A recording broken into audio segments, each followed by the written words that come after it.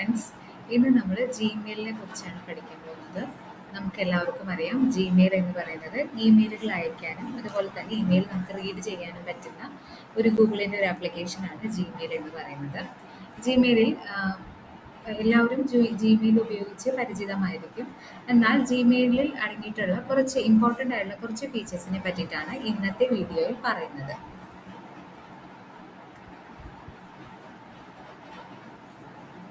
ഇന്ന് നമ്മൾ എന്താണ് ജിമെയിൽ എന്നും അതിൻ്റെ ഇമ്പോർട്ടൻ്റ് ആയ കുറച്ച് ഫീച്ചേഴ്സിനെ കുറിച്ചാണ് പറയുന്നത്.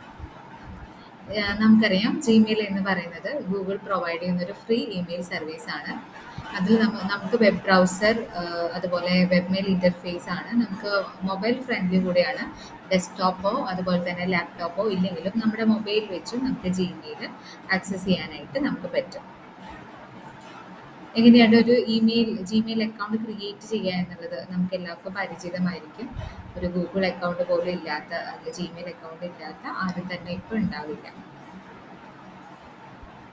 ഇനി കുറച്ച് കുറിച്ചുള്ള ഇമ്പോർട്ടൻ്റ് ആയിട്ടുള്ള കുറച്ച് ഫീച്ചേഴ്സിനെ പറ്റിയിട്ടാണ് പറയുന്നത്. ആദ്യത്തെ ഫീച്ചർ എന്ന് പറയുന്നത് അൺഡു സെൻഡ് ആണ്. എന്താണ് അൺഡു സെൻഡ് എന്ന് നമുക്ക് നോക്കാം. ഞാൻ എൻ്റെ ഒരു ഇമെയിൽ ഓപ്പൺ ചെയ്ത് വെച്ചിട്ടുണ്ട്. നമ്മളൊരു ഇമെയിൽ അയക്കുകയാണെന്ന് വിചാരിച്ചു. നമ്മളൊരു ഇമെയിൽ അയക്കുന്ന സമയത്ത് അയച്ചതിന് ശേഷം നമുക്ക് കുറച്ചും കൂടി കാര്യങ്ങൾ അതിൽ ഉൾപ്പെടുത്തേണ്ടതായിരുന്നു, അല്ലെങ്കിൽ ഇപ്പോൾ സെൻഡ് ചെയ്യണ്ട എന്നുള്ളതാണെങ്കിൽ നമ്മൾക്ക് ഉപയോഗിക്കാൻ പറ്റിയ ഒരു ഓപ്ഷനാണ് അൺഡു സെൻഡ് എന്ന് പറയുന്നത്. അതിനായിട്ട് നമ്മൾ ആദ്യം ഇമെയിൽ ടൈപ്പ് ചെയ്യുക. ഇമെയിലൊരു അഡ്രസ്സ് കൊടുക്കുക, സബ്ജക്റ്റ് കൊടുത്തു, ശേഷം നമ്മൾ സെൻഡ് ചെയ്തതിന് ശേഷം നമ്മൾ അൺഡു ക്ലിക്ക് ചെയ്യുക. അൺഡു ക്ലിക്ക് ചെയ്യുമ്പോൾ ഓൾറെഡി അത് ഡ്രാഫ്റ്റ്സിൽ പോയിട്ടുണ്ട്. അതിനുശേഷം അൺഡു ചെയ്തതിന് ശേഷം നമുക്ക് എഡിറ്റ് ചെയ്യാം. അതിൻ്റെ കാര്യങ്ങളെല്ലാം നമുക്ക് മാറ്റങ്ങൾ വരുത്തണമെങ്കിൽ മാറ്റങ്ങൾ വരുത്താം. അതിനുശേഷം നമുക്ക് സെൻഡ് ചെയ്യാം. ഇപ്പോൾ ജിമെയിൽ എന്ന് പറയുന്നത് ഒരു ഇമെയിൽ അയക്കുമ്പോൾ നമ്മൾ സെൻഡ് ചെയ്ത് കഴിഞ്ഞാൽ ഒരു 5 സെക്കൻഡ് അല്ലെങ്കിൽ ഒരു 10 സെക്കൻഡിൻ്റെ സമയത്തിനുള്ളിലാണ് അത് സെൻഡ് ആവുകയുള്ളൂ. നമുക്ക് ആ സമയപരിധി കൂട്ടണം എന്നുണ്ടെങ്കിൽ നമ്മൾ ഈ ജനറൽ സെറ്റിങ്സിൽ പോവാം. സി ഓൾ സെറ്റിങ്സ്, അതിൽ അൺഡു സെൻഡ് എന്നുള്ളൊരു ഓപ്ഷൻ കാണും. അതിൽ സെൻഡ് ക്യാൻസലേഷൻ പീരീഡ് ഉണ്ട്. ക്യാൻസലേഷൻ പീരീഡിൽ നമുക്ക് സമയം അഡ്ജസ്റ്റ് ചെയ്യാം. 10 സെക്കൻഡോ 20 സെക്കൻഡോ 30 സെക്കൻഡോ ആക്കിയിട്ട് നമുക്ക് നമ്മുടെ അൺഡു ചെയ്യാൻ, അല്ലെങ്കിൽ നമ്മുടെ സെൻഡിങ് ടൈം നമുക്ക് കൂട്ടാനായിട്ട് പറ്റും. മറ്റൊരു ഫീച്ചറാണ് അതുപോലെ തന്നെ സ്കെഡ്യൂൾ മെയിൽ എന്ന് പറയുന്നത്. ഒരു മെയിൽ ഇപ്പോൾ തന്നെ അയക്കേണ്ട, അല്ലെങ്കിൽ ഒരു പ്രത്യേക ഡേറ്റിൽ അയച്ചാൽ മതി എന്നുണ്ടെങ്കിൽ നമുക്ക് ചെയ്യാൻ പറ്റുന്ന ഒരു ഓപ്ഷനാണ് സ്കെഡ്യൂൾ മെയിൽ. അതിനായിട്ട് നേരത്തെ എടുത്ത മെയിൽ തന്നെ എടുക്കുകയാണ്. ഓക്കെ, അതിൽ സെൻഡ് ഓപ്ഷൻ്റെ താഴെ സൈഡിലായിട്ടൊരു ആരോ ആണ്. അത് സ്കെഡ്യൂൾ സെൻഡ് എന്നുള്ളൊരു ഓപ്ഷൻ വരും. അത് ക്ലിക്ക് ചെയ്യാം. നമ്മൾ ഡേറ്റ് സ്കെഡ്യൂൾ ചെയ്ത് കൊടുക്കാം. എപ്പോഴാണോ ചെയ്യേണ്ടത് എന്നുള്ള ആ ഒരു ഡേറ്റ് സെലക്ട് ചെയ്തതിന് ശേഷം നമുക്ക് സെൻഡ് ചെയ്യാം. അൺഡു ചെയ്തതിന് ശേഷം ഇത് നമുക്ക് അപ്പോൾ അയക്കേണ്ട എന്നുണ്ടെങ്കിൽ അൺഡു ചെയ്തിട്ട് നമുക്ക് എഡിറ്റ് ചെയ്യാം. ഓക്കെ, അടുത്ത ഒരു ഫീച്ചർ എന്ന് പറയുന്നത് കോൺഫിഡൻഷ്യൽ മെയിൽസ് ആണ്. കോൺഫിഡൻഷ്യൽ മെയിലിൻ്റെ ഒരു പ്രത്യേകത, കോൺഫിഡൻഷ്യൽ മെയിൽ നമുക്ക് ഡൗൺലോഡ് ചെയ്യാനോ അതുപോലെ തന്നെ പ്രിൻ്റ് ചെയ്യാനോ ഫോർവേഡ് ചെയ്യാനോ ഒന്നും പറ്റുന്നതല്ല. അതിനായിട്ട് നമുക്കിവിടെ ടോഗിൾ കോൺഫിഡൻഷ്യൽ മോഡ് എന്നുള്ളൊരു ഓപ്ഷൻ ഉണ്ട്. അത് ക്ലിക്ക് ചെയ്യാം.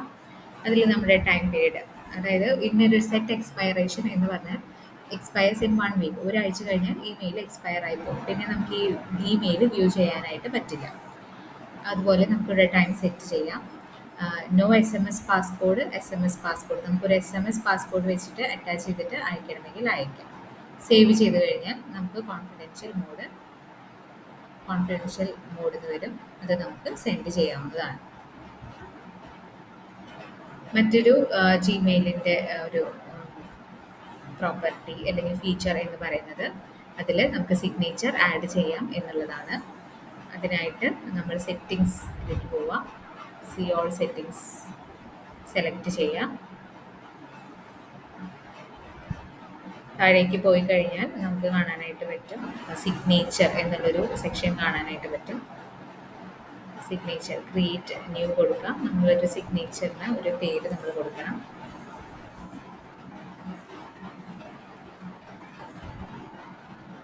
ശേഷം ക്രിയേറ്റ് ചെയ്യാം. ക്രിയേറ്റ് കൊടുക്കാം. നമ്മുടെ സിഗ്നേച്ചർ എന്ന് പറയുമ്പോൾ മെയിനായിട്ട് നമ്മളുടെ പേര്, അഡ്രസ്സ്, അതുപോലെ തന്നെ നമ്മുടെ കമ്പനിയിൽ ഉപയോഗിക്കുന്ന ഇമെയിൽ ഐ ഡി, വെബ്സൈറ്റിൻ്റെ അഡ്രസ്സ്, ഇത്രയും കാര്യങ്ങളായിരിക്കും നമ്മൾ സിഗ്നേച്ചറിൽ കൊടുക്കുക. അത്തരം കാര്യങ്ങൾ നമുക്ക് ഇവിടെ ടൈപ്പ് ചെയ്ത് കൊടുക്കാവുന്നതാണ്. നമുക്കൊരു ഇമെയിൽ ഐ ഡി, നമ്മുടെ കമ്പനിയുടെ മെയിൽ ഐ ഡി ലിങ്ക് ചെയ്യണമെങ്കിൽ ഇവിടെ ലിങ്ക് എന്നുള്ളൊരു ഓപ്ഷൻ വരുന്നുണ്ട്. അത് ക്ലിക്ക് ചെയ്ത് നമുക്ക് ലിങ്ക് ചെയ്യാം. ഞാൻ ഒരു എക്സാമ്പിൾ കാണിച്ചു തരാം.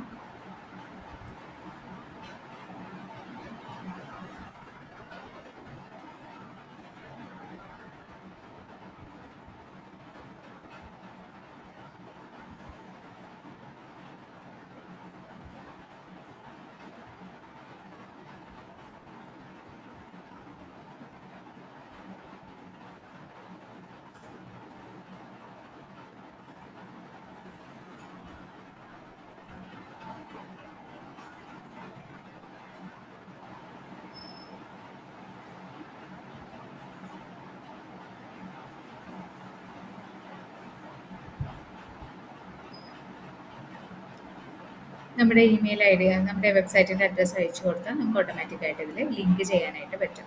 ഇത്തരം സിഗ്നേച്ചേഴ്സ് കൊടുത്തതിന് ശേഷം നമ്മൾ സേവ് ചേഞ്ചസ് കൊടുക്കുകയാണെങ്കിൽ ഇത് ഓട്ടോമാറ്റിക്കായിട്ട് സേവ് ആവും. അപ്പോൾ ഞാൻ ഡ്രാഫ്റ്റിൽ എടുക്കുന്നത് തന്നെ എടുക്കുകയാണ്. നമ്മൾ ആഡ് സിഗ്നേച്ചർ കൊടുക്കണമെങ്കിൽ ഇവിടെ പെൻ എന്നുള്ളൊരു ഇതുണ്ട്. അതിൽ നമ്മൾ കൊടുത്ത സിഗ്നേച്ചറിൻ്റെ പേര് ഇവിടെ സെലക്ട് ആയി വരും. ഇത് കൊടുത്തതിന് ശേഷം നമുക്ക് സെൻഡ് ചെയ്യാം. ഓക്കെ, ഇപ്പോൾ സിഗ്നേച്ചേഴ്സ് നമുക്ക് ആഡ് ചെയ്യാം. അതുപോലെ തന്നെ മറ്റൊരു ഫീച്ചറാണ് വെക്കേഷൻ റെസ്പോണ്ടർ എന്ന് പറയുന്നത്. നിങ്ങൾ ഇപ്പോൾ ഒരു വെക്കേഷനിലാണെങ്കിൽ, നമുക്കറിയാം നമ്മളിപ്പോൾ ലീവിലാണ്, വെക്കേഷനിലാണെങ്കിൽ നമുക്ക് ഒരുപാട് ഇമെയിൽ വന്നുകൊണ്ടേയിരിക്കും. അപ്പോൾ അതിനെല്ലാം നമുക്ക് ഓട്ടോമാറ്റിക്കായിട്ട് ഒരു റിപ്ലൈ കൊടുക്കണം എന്നുണ്ട് എന്ന് വെച്ചിട്ടുണ്ടെങ്കിൽ, വെക്കേഷൻ്റെ റിപ്ലൈ കൊടുക്കണമെന്നുണ്ടെങ്കിൽ അതിന് കൊടുക്കാൻ പറ്റുന്ന ഒരു ആപ്ലിക്കേഷനാണ്, ഒരു ചോയ്സാണ് വെക്കേഷൻ റെസ്പോണ്ടർ എന്നുള്ളത്. വെക്കേഷൻ റെസ്പോണ്ടർ കിട്ടാൻ നമ്മൾ സെറ്റിങ്സിൽ പോവാം.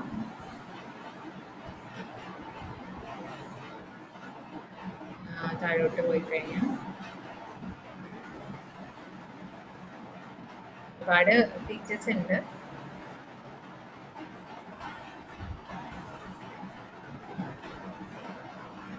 വെക്കേഷൻ റെസ്പോണ്ടർ എന്ന് കാണാം. ആ വെക്കേഷൻ റെസ്പോണ്ടർ നമ്മൾ ഓൺ ചെയ്തിട്ടതിന് ശേഷം നമ്മുടെ വെക്കേഷൻ എപ്പോഴാണ് സ്റ്റാർട്ട് ചെയ്യുന്നത് എന്നുള്ളത് നമുക്കിവിടെ ഡേറ്റ് സെറ്റ് ചെയ്ത് കൊടുക്കാം. അതുപോലെ നമ്മുടെ സബ്ജക്റ്റ് നമുക്ക് വെക്കേഷൻ കൊടുക്കാം.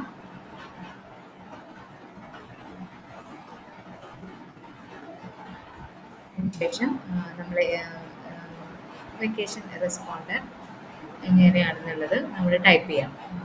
I M in vacation, I will reply you later.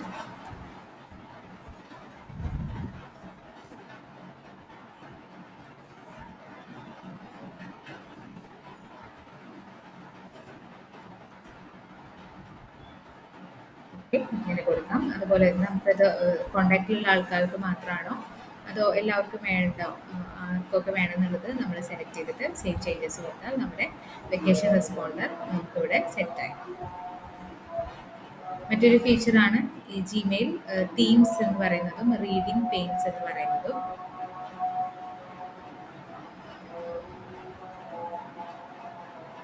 Okay, Gmail themes എന്ന് പറയുന്നത് നമുക്കറിയാം, നമ്മൾ സെറ്റിങ്സിൽ പോയി കഴിഞ്ഞാൽ നമുക്കിവിടെ തീം എന്ന് കാണാം.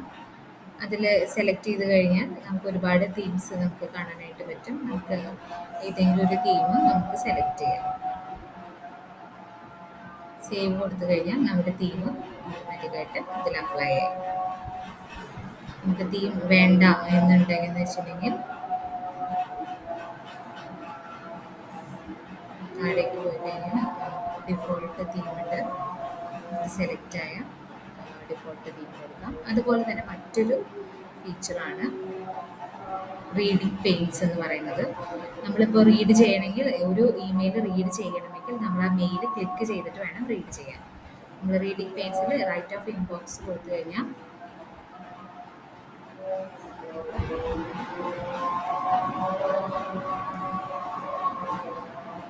ഏതാണ് നമ്മുടെ ഇമെയിൽ ഇൻബോക്സിലും ഏത് നമ്മൾ സെലക്ട് ചെയ്ത റൈറ്റ് സൈഡിലായിട്ട് നമുക്കതിൻ്റെ ഡിസ്പ്ലേ കാണാനായിട്ട് പറ്റും.